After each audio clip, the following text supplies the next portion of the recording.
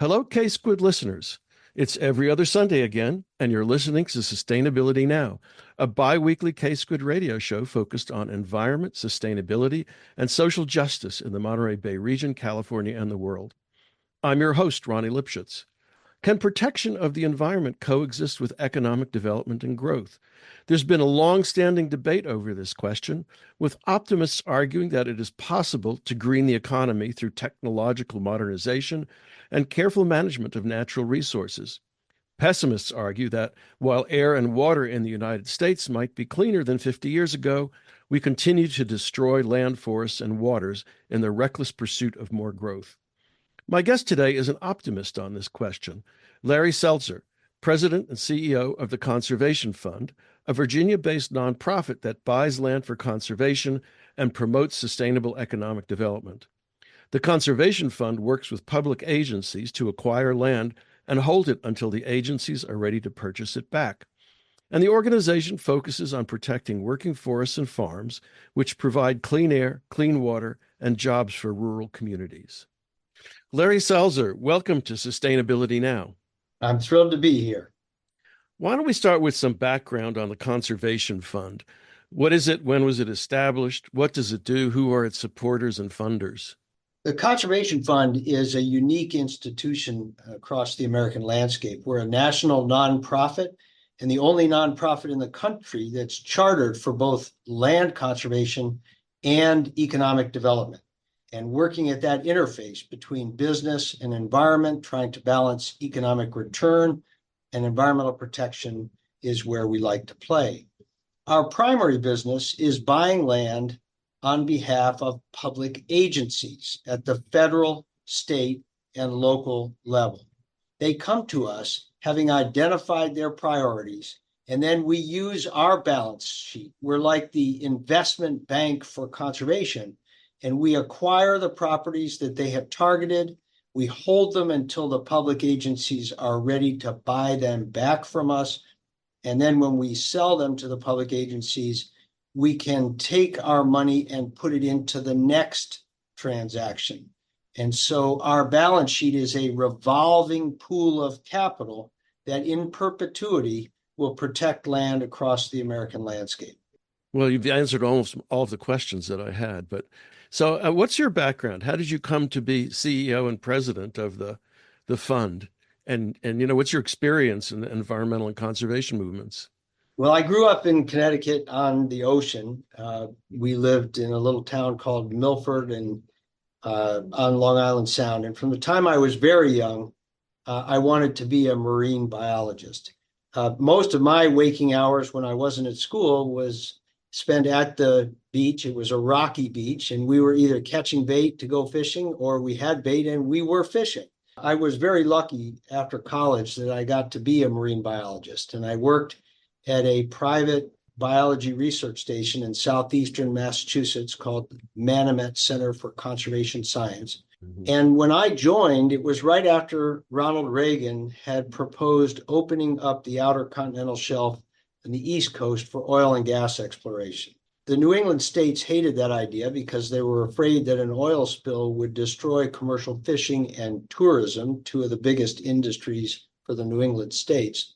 And they filed a lawsuit under a relatively new law called the Marine Mammal Protection Act, which is like the Endangered Species Act for whales. And they said, look, there are whales all over the place. We have whale watching boats that go out every day, but we don't know anything about them. And you can't explore for oil and gas exploration until we figure that out. And my group got the contract to do the population dynamics for marine mammals, seabirds, and sea turtles from Nova Scotia down to Florida and out to the 200-mile exclusive economic zone. What I learned during the 7 years that I was a marine biologist were two very important lessons. The first is that while I love science and I have a passion for natural history, I wasn't a very good scientist. I didn't have the temperament to be methodical and slow going in terms of data collection and analysis. I guess temperamentally, I'm more of an action-oriented person. But the more important lesson, Ronnie, was this. We had the data, And at every major meeting where we were asked to present the data upon which major decisions were going to be made, it was like the start of a really bad joke. The politics, the money, and the science walk into a bar. And right before they walk into the bar, the politics and the money would look at the science and say, when we get inside, you sit down and shut up, and we'll tell you what the answer is. And that was an eye opener for me, that that's how the world really worked, and how decisions got made was not based on the best science, but either by politics or money. And I didn't have an interest in the politics, the regulatory side of the equation. But what I came to understand over time was that I didn't know anything about money. I was naive to the point of ignorance. And so I made a pivot in my career. And instead of going back to graduate school to get a PhD in science, I went to business school to learn about money. And when I was in business school, I met the fellow who had just founded the Conservation Fund, a brilliant man named Pat Noonan. He invited me to come and join the Conservation Fund when I got out of business school in 1990. And I've been here for now more than 34 years. I'm curious, what were the results of that study of marine mammals and along the coast? In answer to your question, animals largely follow discrete patterns in the wild, and most of that is based on food. Right. And so whales and seabirds and sea turtles move. They have migratory pathways following large commercial stocks of fish. And so fishing quotas and marine mammal health as a population were directly related, and oil and gas exploration would have threatened all of that. And so we put together the maps that showed where animals were at different times of year and where their concentrations ought to be protected and where the food source were congregating. And those maps today still drive a lot of offshore decisions.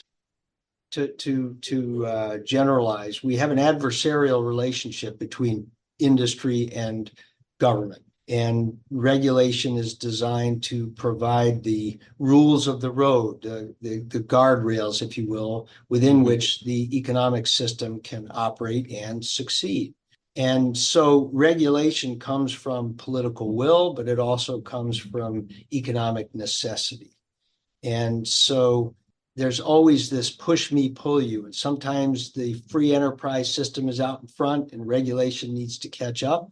And other times regulation is out in front and the free enterprise system innovates to figure out how they can be financially successful within. Well, you argue that the future of conservation lies in the convergence of the environmental movement and the free enterprise system. And there's been a long-standing debate about this point, whether conservation and economic growth can be reconciled. How do you respond to that question? Let's briefly trace the history of the environmental movement in this country, and that will lead me to answer your question. The modern environmental movement in this country started when Teddy Roosevelt was president at the turn of the 20th century. There were no regulations, there were no government agencies there to protect natural resources, and industry ran rampant over mining and forests and agricultural land and harvesting of animals. And Roosevelt was dismayed by all this, and he decided to put the government out in front. And he created the National Forest Service, he created the Fish and Wildlife Service, and he greatly accelerated the growth of the National Park Service. But the vision of conservation was that the federal government would draw lines on the map and set these lands aside. These were iconic landscapes, and they would set them aside, essentially protecting them from people, protecting them from economic interests. And that model lasted all the way through the end of World War II, when the country faced a different set of problems, largely pollution due to the rapid industrialization of the country. And all of a sudden, we were facing air pollution, water pollution, chemicals, pesticides. The situation was becoming quite acute. And in 1962, a magnificent woman named Rachel Carson published a book called Silent Spring, which for the first time brought together human health and the environment. And her book unleashed a tidal wave of grassroots activism. And out of that came the Clean Air Act, the Clean Water Act, the Endangered Species Act, some of the most important pieces of legislation this country's ever seen. There are now more than 10,000 environmental nonprofits operating across the United States, and more than 50,000 pieces of environmental legislation and regulation at the federal, state, and local level.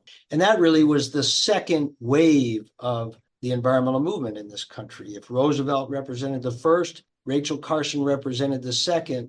And now we come to a place where we have largely dealt with those acute pollution problems. Industry knows the guardrails within which it must operate.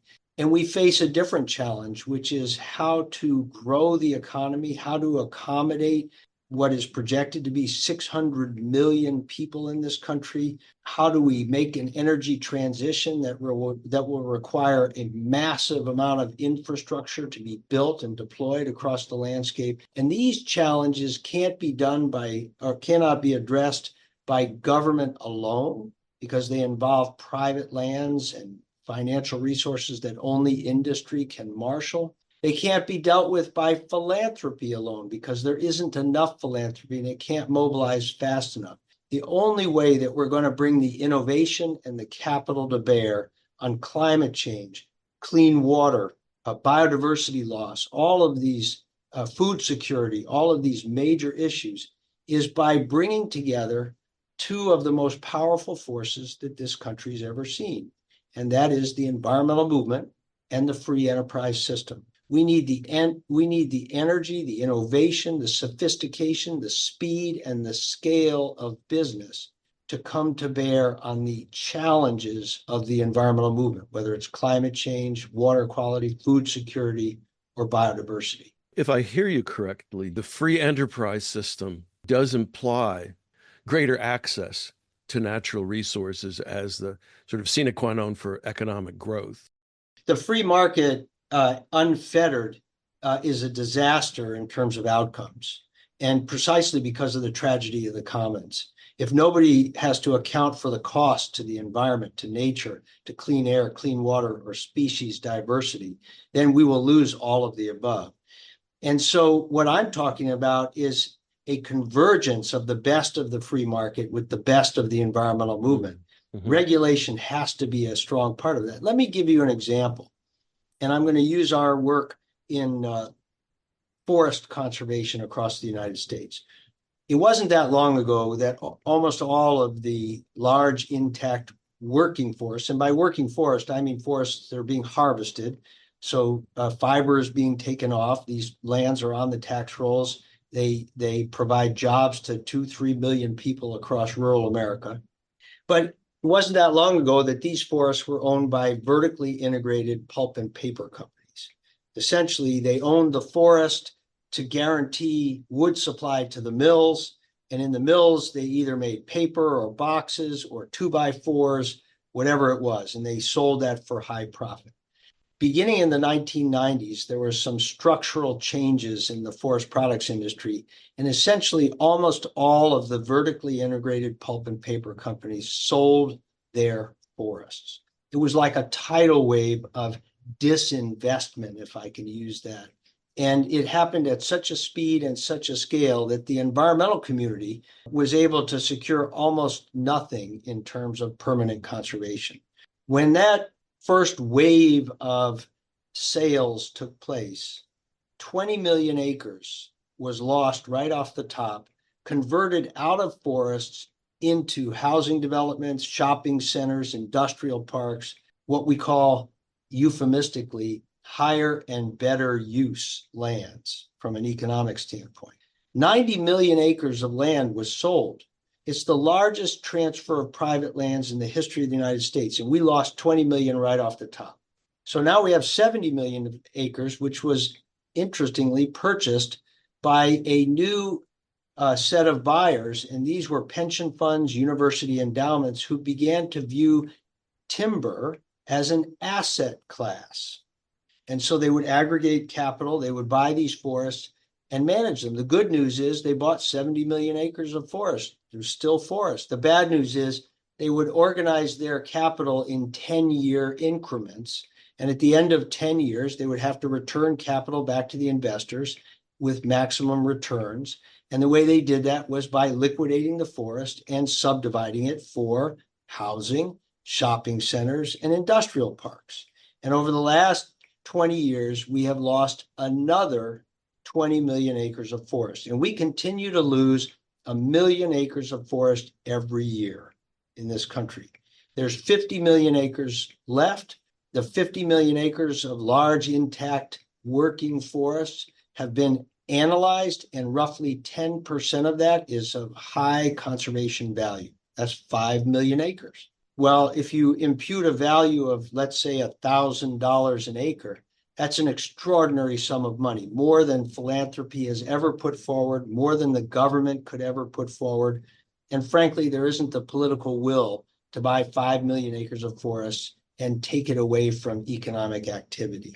The Conservation Fund looked at that challenge and decided we had to create something that didn't exist, a working forest fund where we could aggregate philanthropic capital, impact investing capital. We could tap the capital markets, which we did in 2019, issuing the very first green bond for conservation. It was a $150 million 10-year taxable note.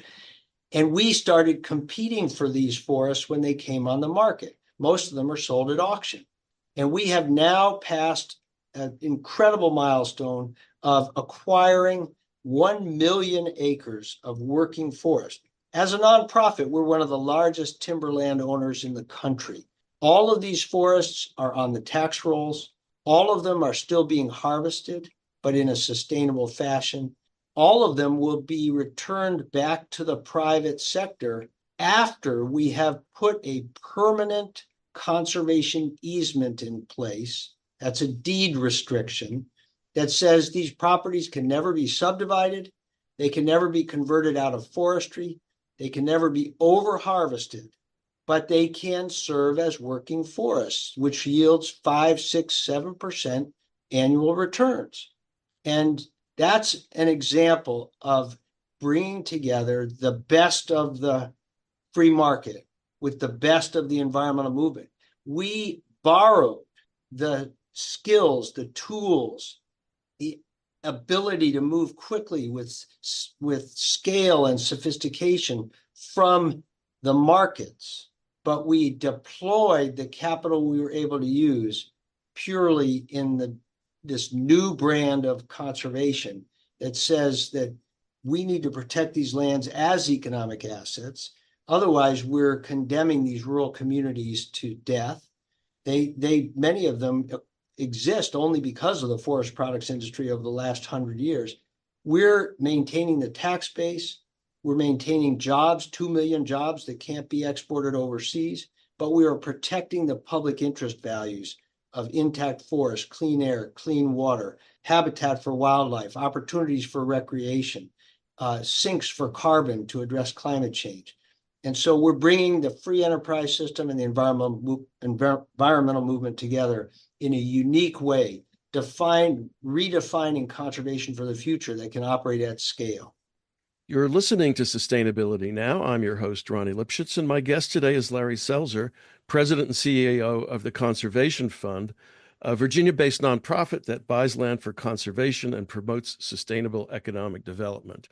And we've just been talking about the ways in which the Conservation Fund purchases lands, especially forest lands, and then eventually resells them with a conservation easement on the land that restricts the uses to which the land can be put. Who invests in the Conservation Fund? Because I'm assuming you do have to find sources of capital to help you do this. Of course, we are always looking for new forms of conservation capital because our aspirational view of mission is far greater than our ability to deliver with our existing balance sheet. But if I can use an analogy, Ronnie, we're like the investment bank for conservation. Mm-hmm. So we have our own pool of capital. We call it our revolving fund, which goes in and out of transactions all the time. We'll close 150 to 200 transactions a year. every year. Over the last 38 years, we've completed 4,000 transactions, more than 9 million acres valued at more than $10 billion across all 50 states. And we have this pool, this revolving pool of capital that goes into a transaction. And then when we resell that asset, either to a government agency or to the private sector subject to a permanent conservation easement, we can recycle our capital into the next transaction. Our business model is interesting and I think unique in that the vast majority of our operating budget is covered through earned income. In other words, we get paid to structure and complete transactions on behalf of government agencies. And so we raised our pool of capital through philanthropy, and we need to do a lot more of that. But the deployment of that capital actually pays our operating expenses each year. I mentioned earlier that we tapped the capital markets for the very first green bond for conservation ever done. We were looking for a way to accelerate beyond the reach of philanthropy the work that we were doing. Interest rates were low. It was an ideal time to go to market. And we had to get rated, and we got a investment grade rating from the rating agencies that allowed us to get a significantly advantageous cost of capital in the bond market. And our bonds were oversubscribed several times over. The only reason we did not upsize the bond, as I said, it was $150 million, was that our balance sheet just couldn't sustain more debt without jeopardizing our credit rating. But we are now exploring all kinds of joint ventures, strategic alliances, where we can essentially make use of other people's balance sheets to achieve mission, use their capital on a temporary basis, and then after a designated period of time, we can return the capital back to them with some nominal return. That has never been done before in the conservation space, and it is a true innovation around deploying capital to achieve conservation outcomes. Can you give a specific story or case study about this, just to help our listeners get a better sense of how that works? There's something that the tax code provides for, which is called a recoverable grant. And it's not a loan because we are not obligated to repay at a fixed rate of return. It is a grant that an individual or a company or a foundation can make to us for a discrete period of time. We then use that capital to buy land for conservation. When we sell that land to a public agency, for example, and recover the money, we can return that money back to the investor. This is the recoverable part of the grant they made to us. And if there is sufficient return, we can pay them essentially a small return for the use of their balance sheet. This is a way for us to access capital that isn't debt, because right now we can't really put more debt on our balance sheet, and significantly grow our ability to buy more land. Well, just to push that a little bit more, first of all, when you buy a piece of property and sell it back, do you sell it back at some premium? It's an excellent question. We do not sell it back at a premium. So we have to follow the federal appraisal rules for what a property is valued at. It's called a yellow book appraisal. And so we won't pay above the appraised value for a piece of property. But when we sell it back, we can sell it back at that value that we paid for it. But we charge interest on the money because essentially we served as the bank for the transaction. We can recover all of our direct expenses, the staff time, the cost of surveys, the cost of closing, and we also can charge overhead. Nonprofits need to charge overhead in order to fund their operations.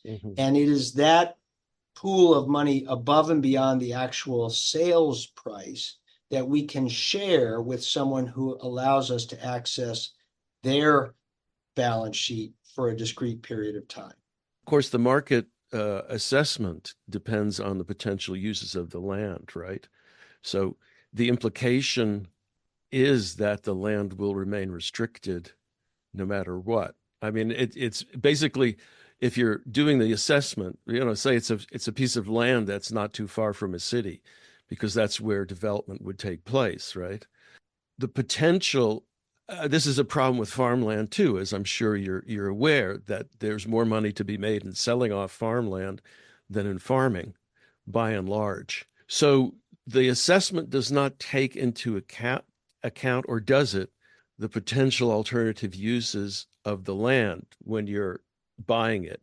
Did I make that question clear? Yeah, you did. And it's actually a wonderful question. If you think about our forest land model, it's a buy, protect, sell model, right? We buy the forest, we protect it with a conservation easement, and then we sell it back into the private market subject to the easement. We believe that that model could have enormous implications and benefit to farmland, particularly small farms near major metropolitan areas, which are sprawling out and essentially overwhelming the agricultural enterprises that exist on these farmlands. Take the city of Atlanta, the fastest growing city in the history of the world in terms of land mass. There's still about 30 or 40,000 acres of productive farmland surrounding the city of Atlanta. But as the city of Atlanta encroaches on this farmland, that land gets appraised at what's called highest and best use, which means development, not farming. Mm-hmm. So if you're the farmer who is now reaching retirement age and you are cash poor and land rich, the land is your retirement. And by the way, the average age of family farmers in this country today is north of 60. Mm-hmm. And so this problem is acute all across the country, around every major metropolitan area. The problem is that to solve the existing farmers' retirement need, they need to get paid what that land is worth, which is way above agricultural value. Yeah. The next problem is, even if you could buy that farm, the next generation young farmer can't afford to buy in, because if they have to pay development value, they'll never be able to make money. It's too much price. So we developed a farms fund that is designed to specifically address the pinch points in the transition of farmland around major metropolitan areas. We launched it 2 years ago around Atlanta. We're now outside of Chicago, outside of Charlotte, and expanding into more cities in 2025. Here's how it works. We raise a pool of capital, and we buy a farm from the aging farmer. And we pay them the full value, the development value for that land. So we have solved their retirement issue. They got paid for their land. Now we enter into a lease with an option to buy to a next generation young farmer, and they get to operate the farm and run a business and demonstrate that they have the financial and technical wherewithal to manage a farm. During the period when they are leasing the farm, we sell a conservation easement on that farm to a public agency. In the case of outside of Atlanta, it's to the state of Georgia, which has a dedicated pool of funding for agricultural easements. Mm-hmm. Once the easement is in place, we have essentially stripped off permanently the development value and returned that property to agricultural value. Now the young farmer can actually buy in at an appropriate price that would allow them to have a successful farming enterprise.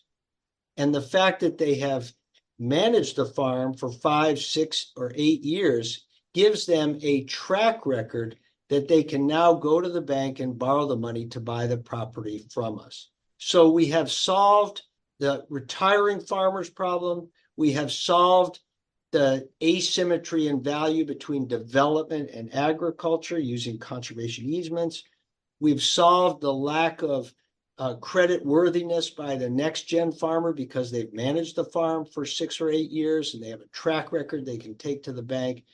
And we have now acquired 15 or 18 farms, which we're in the process of moving through that cycle right now, and it works incredibly well.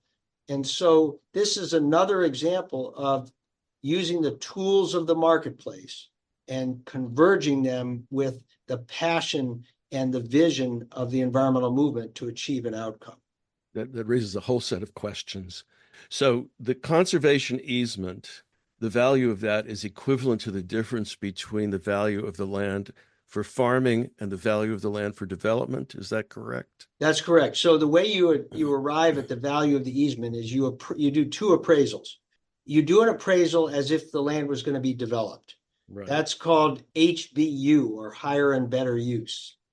And then you do another appraisal as if there was no development value, just the agricultural enterprise. And the difference between the two appraisals is the value of the easement.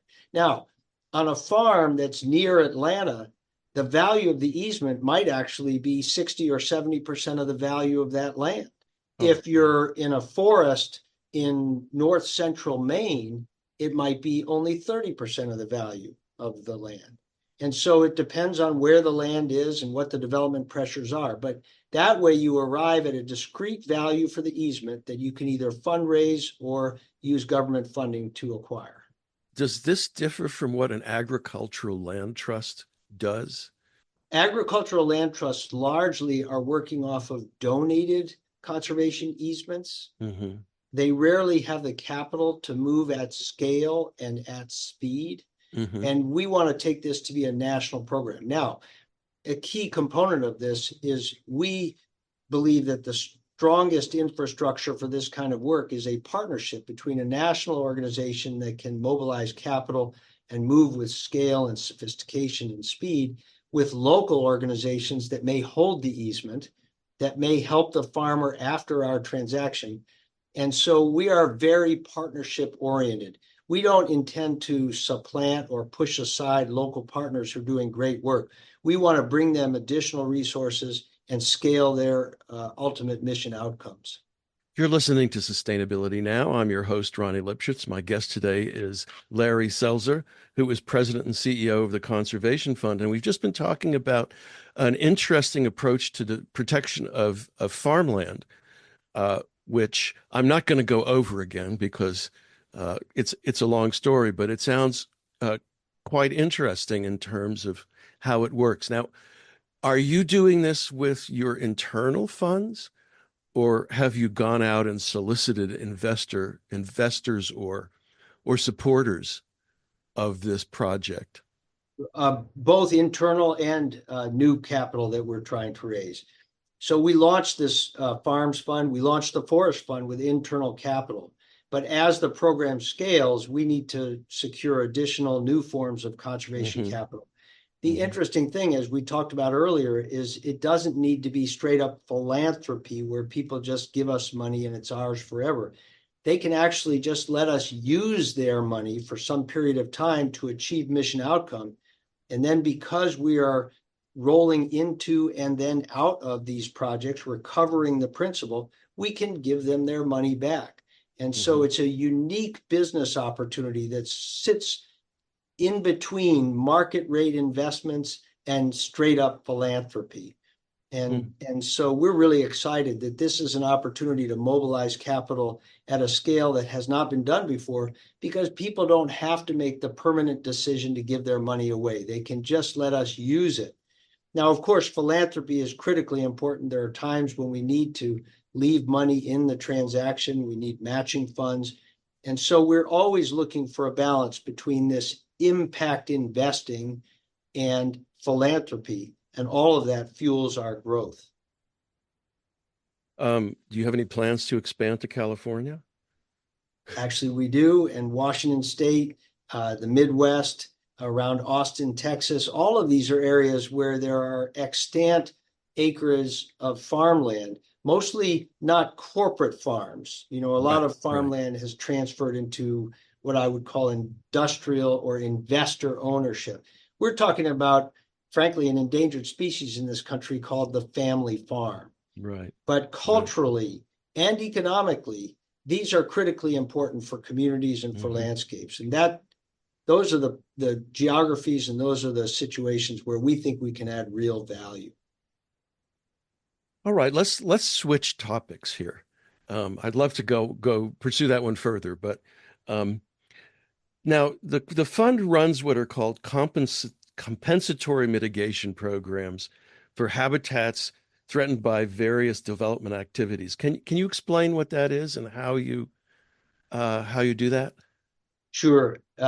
We got into what an umbrella term would be called mitigation. In other words, big infrastructure gets built, whether it's a chemical plant or a pipeline or a wind farm or transmission lines.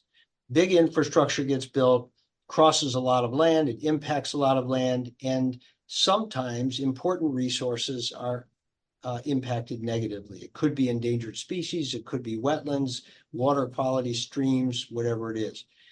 And we realized early on that while we are not advocating for that infrastructure to receive a permit, that's not our role. We are not working for the infrastructure developer. But if a permit is going to be issued for a project that a government agency views as essential to have built, could be a pipeline, it could be a transmission line or a solar farm, and that infrastructure is going to impact resources, that we can help deliver the mitigation for that impact by acquiring and permanently conserving habitat equivalent to what was taken away, or even in greater excess than what was taken away.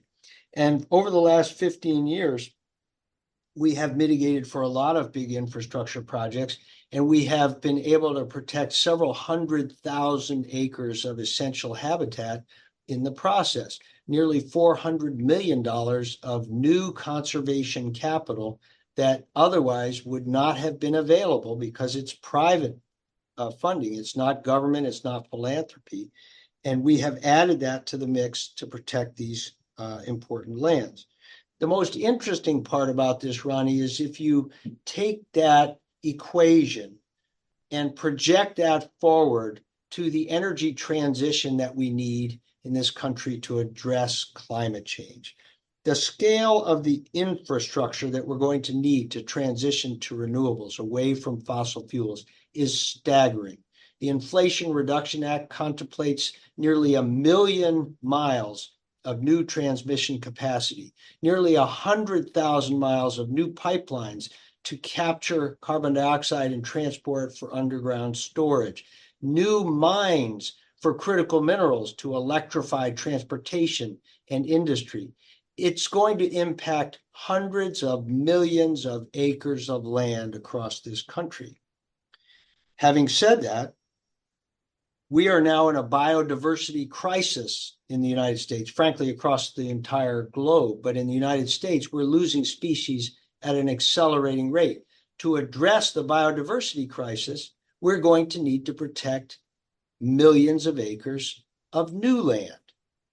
So how do we put the millions of acres of land that are needed for infrastructure together with millions of acres of land needed to protect habitat and species? And that's where we're leaning in to help accelerate the energy transition to address climate change and use that as a mechanism for protecting millions of acres of land that is impacted by the infrastructure that's going to need to be built. That's an example of mitigation, if you will, at scale, allowing for the energy transition to address climate change, but also creating new conservation capital that can be used to stem the loss of biodiversity across the country.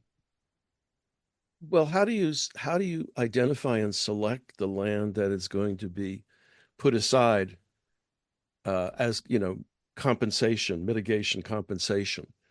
Does it have to be near the land that's being developed? Can it be elsewhere? What are the criteria for decide? Because of course, habitats differ.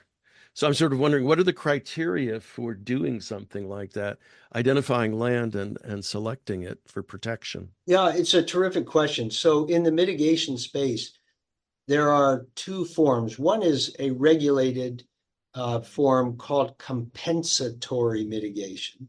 Mhm. And that's where an agency recognizes that infrastructure is going to have a negative impact on a regulated resource, an endangered species, or a river or a wetland, where there's a law that determines what can and cannot be done. Compensatory mitigation dictates that the mitigation occur adjacent to the injury, if you will, that the infrastructure being developed causes. And so the agency that would approve the permit, it might be the National Park Service or the U.S. Fish and Wildlife Service or the state of West Virginia, will tell us what lands they want protected as a result of issuing the permit. And then we'll go and do the transactions. That's on the compensatory mitigation side. And does that apply to public lands or also to private lands? It's acquiring private land. Public land is already protected, right? Uh-huh, It's I already see. in public ownership. So Okay. this is a way of protecting additional resources, land resources, using the private capital as the money to complete the transaction. Now, on the other side, largely associated with things like the energy transition, you're talking about voluntary mitigation. In other words, crossing farmland or ranch land where there isn't an endangered species. You're not building a line across a river or destroying wetlands. And the question then is, how do you arrive at a mitigation number that is credible, that has meaning, that can be implemented, and that benefits the affected parties? And for that, we're focused on developing best practices around what are called community benefit agreements. Hmm. In other words, where the injury occurs is where the benefit should be placed. Sometimes that'll be in terms of land and habitat protected. Sometimes it might be in recreational access points. Sometimes it might be in developing a health clinic in a rural community that's lost its only access to health care. Sometimes it could be improving transportation corridors. Rural communities in particular, have real needs. They are struggling. And a lot of the infrastructure that is going to be built around the energy transition is in rural America. Mm-hmm. And so we're trying to make sure that when infrastructure is built, impacted communities benefit. And that's where we're devoting a lot of attention these days. So in that case, the compensation is not equivalent to the damage to the land, whatever it might be, right? It's in terms of services and other kinds of benefits to the Might be an all community. of the above approach. Uh-huh. So it might be that if you're building a transmission corridor or a wind farm out on the western grasslands, sagebrush areas, and you have a species like sage grouse, which is in decline, Yeah. a component of that might be protecting critically important sage grouse habitat, but it Yeah. also might be other investments that benefit communities, helping rural communities not just survive, but thrive. Mm-hmm. Mm. Another thing I ran into was in lieu fee programs, which is related, I guess, to this compensatory mitigation. But how does that operate? And Yeah, in lieu fee programs, and we have a great deal of experience. We ran the in lieu fee program for wetlands across the state of Alaska for nearly 15 years, and we currently operate the largest in lieu fee program in the country, which incorporates some 20 states around bat conservation. uh-huh, I uh-huh, think some people may know that there's a recent fungal infection across bat communities that has caused the decline of bats by, in some cases, more than 90%. Bats are critical to the ecosystem. For one thing, they eat a heck of a lot of mosquitoes, and mosquitoes transport diseases. So bats are really important. The problem with something like bats is that they migrate, and they don't live in one place. They live across a vast range, some 20 states across the United States for the long-eared bat. And so we created an in lieu fee program so that any developer that impacts resources important for bats can pay into the fund And then we can expend that fund anywhere within the in lieu fee program boundary that is most important to conserve and protect bat populations. And it's a very effective mechanism for large geographies rather than point source injury. Consider it like non-point source injury. In other words, that you need to protect the best bat hibernation areas or forest habitat anywhere within their range. And an in lieu fee program provides that flexibility. And how is it working? How well is it working? Do you have results yet, or is it too new? Oh, no, it's working extremely well. We've acquired many thousands of acres for bat habitat across the range of several species, the Indiana bat, the long-eared bat, and all of that through the in lieu fee mechanism. And the nice thing is that it allows a developer to pay into the system. And instead of, let's say that their impact was valued at $100,000. Well, $100,000 doesn't buy you a lot of land. No. But if you can pool that with 10 other project developers who put $100,000 in, now you have $1 million. Now you could go buy a significant amount of habitat for bats. And so ecologically, you can have a much greater impact in this instance through an in lieu fee program rather than tying mitigation to each individual project. Mm-hmm. It's a way of getting to scale. You're listening to Sustainability Now. I'm your host, Ronnie Lipschutz. My guest today is Larry Selzer, President and CEO of the Conservation Fund, which is based in Virginia. And we've just been talking about in lieu fee programs, which allow developers basically to pay for the protection of habitat critical lands in other areas nearby or in across geographic scales. I don't really want to get into politics, but I can't resist asking this particular question. Apparently, Donald Trump plans to seize federal lands for new housing.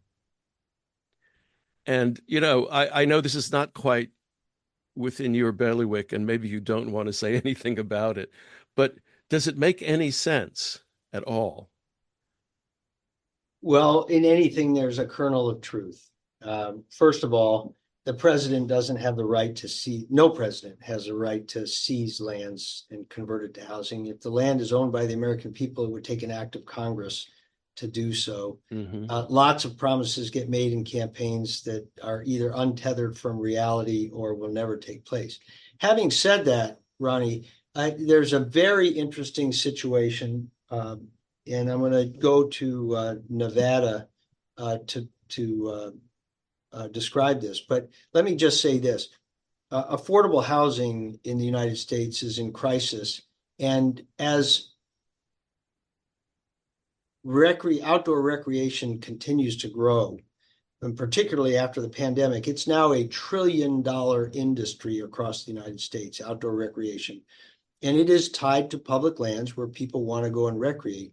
There isn't enough housing to house the people who work at and support these public lands and the people, the tourists who want to go and enjoy these public lands.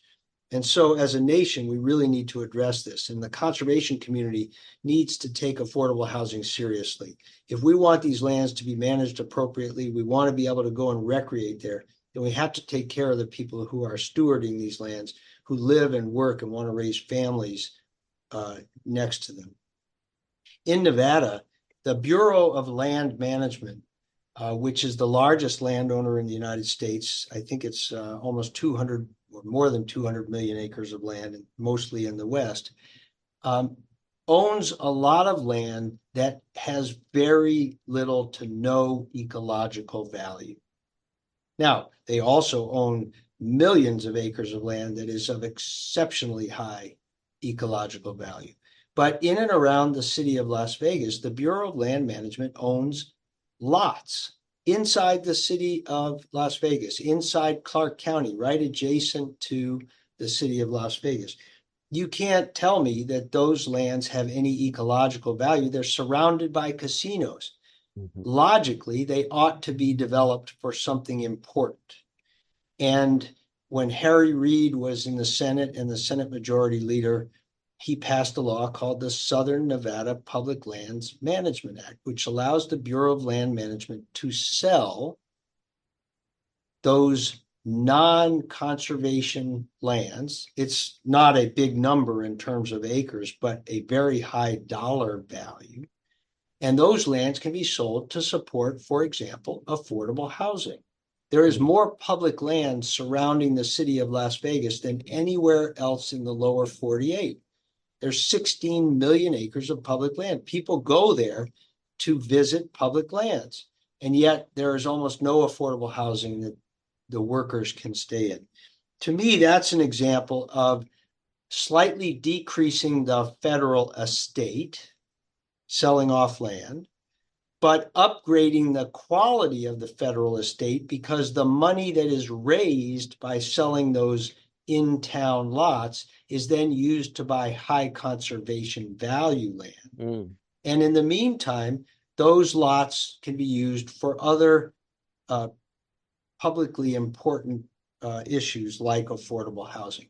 That's an example where the government can be a catalyst for incredibly important work, slightly decreasing the federal estate, upgrading the quality of the federal estate, and delivering public housing. So what former President Trump is proposing, that's not going to happen. But these types of creative solutions with government as a partner with the private sector, those are opportunities for real win-wins. Have you spoken with BLM about this? Yes. Or approached them? In fact, I was at a meeting last week in Pittsburgh, sponsored by the Outdoor Recreation Roundtable. It was a terrific meeting where I led a panel on affordable housing tied to public lands, the gateway communities to these magnificent parks and forests and refuges. And this program was highlighted. So we're looking for innovation, we're looking for creativity, but frankly, it's going to require the environmental movement to broaden its perspective on what conservation looks like. It can't just be about setting aside wilderness, protecting land from people. We also need to think about protecting land for people. And this is a great example of how that can happen. All right. Well, we're out of time, but all of this has been really interesting, and I want to thank you for being my guest on Sustainability Now. Ronnie, thank you for having me. It's been a real pleasure.